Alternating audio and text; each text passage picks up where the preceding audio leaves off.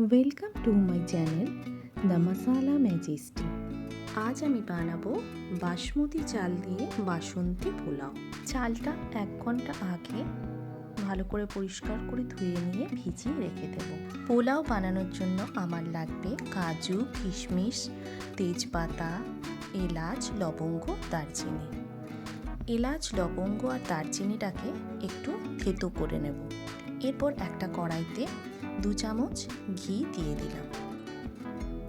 ঘিটা গরম হয়ে যাওয়ার পর এর মধ্যে দিয়ে দেব কাজু আর কিশমিশ। লো ফ্লেমে কাজু আর কিশমিশগুলো একটু লাল লাল করে ভেজে নেব।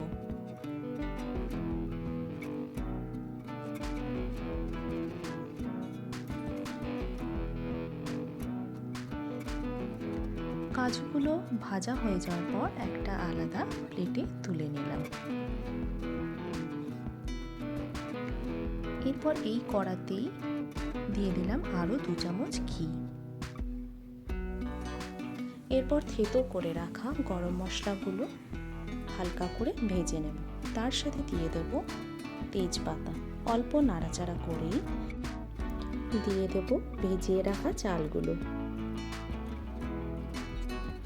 চালগুলো অল্প নাড়াচাড়া করে নেব।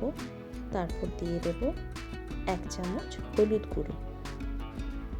হলুদ গুঁড়োটা ভালো করে মিক্স করে নেব 1-2 মিনিট ধরে লো হিটে।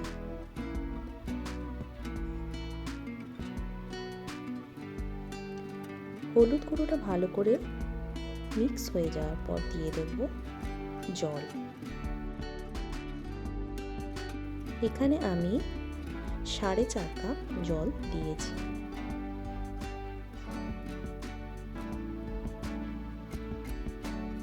জল দিয়ে ভালো করে চালগুলো নাড়াচাড়া করে নেব। এরপর দিয়ে দেব 4 চামচ চিনি আর 1 টিস্পুন নুন।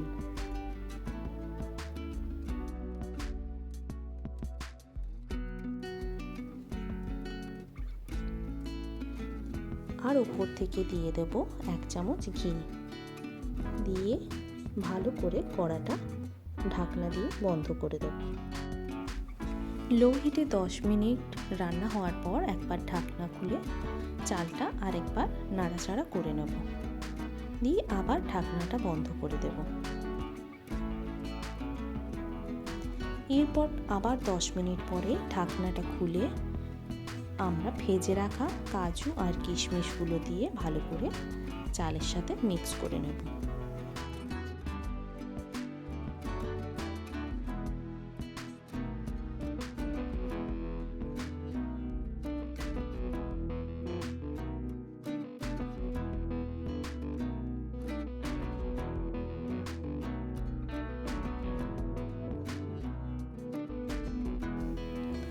ভালো করে মিক্স করে নেওয়ার পর আবার 5 মিনিটের জন্য ঢাকনা দিয়ে রেখে দেব।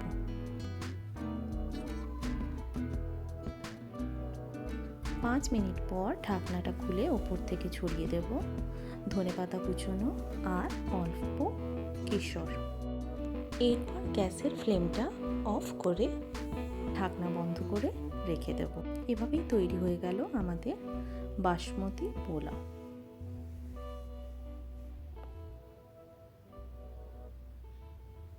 Thank you.